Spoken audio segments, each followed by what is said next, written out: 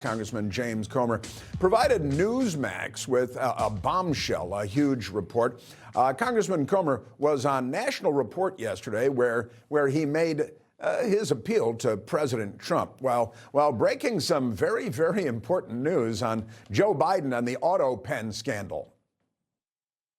We hope that President Trump and his Department of Justice will do what we recommended in the report, and that's to declare all pardons null and void that were signed with the Autopen. There's no notes that Joe Biden ever met with anyone. There are no meeting dates that were in his calendar where he sat down and discussed those pardons.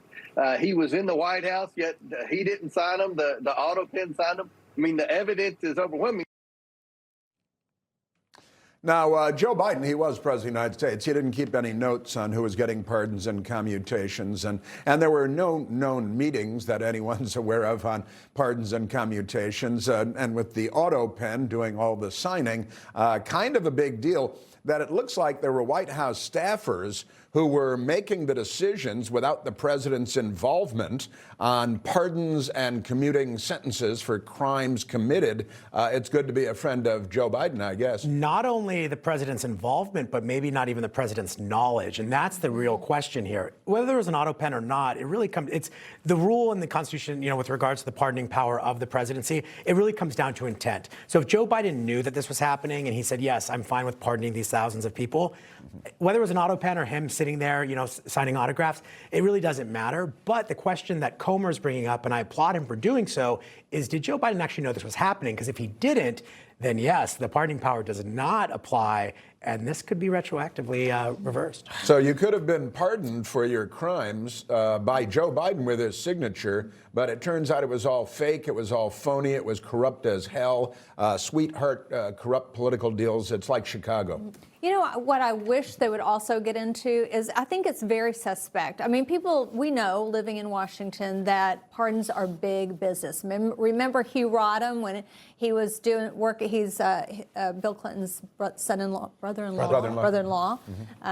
Hillary's brother, was making big bucks on working on pardons at the time. And there's a lot of money to be made. And I think it's very interesting that Joe Biden pardoned over 4,200 people on his one term. Clinton did about 400.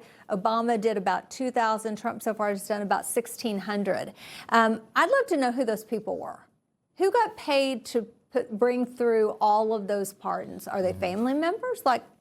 I think they should trace. I think that should be the next follow-up question. Yeah, do we know, Jason, who was green-lighting the commutations and the pardons in the Biden White House where the documents were being signed by the Autopen? Well, Joe Biden has already come out and addressed this and said, yeah, I was with all those pardons. So kind of end of story. But, again, Trump actually recently said, the guy CZ, who did some really unspeakable things, but CZ, he was like, I don't know the guy. I don't know who he is.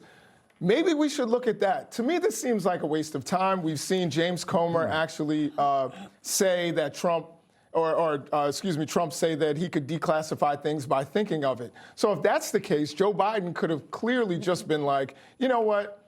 Pardon whoever you want. And then the difference between that, though, Jason, because the Constitution is explicit on pardoning power versus whether the president can declassify. There's no unpardoning somebody. There's no mechanism for that. So if you're talking about the Constitution, unless the pardon was not there's valid. no way to actually do that. And Joe Biden has already said that those are the pardons that he was this imperious wave of the hand by Joe Biden saying, how many? 4,000? 4,200. 4,200 pardons. And you think he could name 10 of them?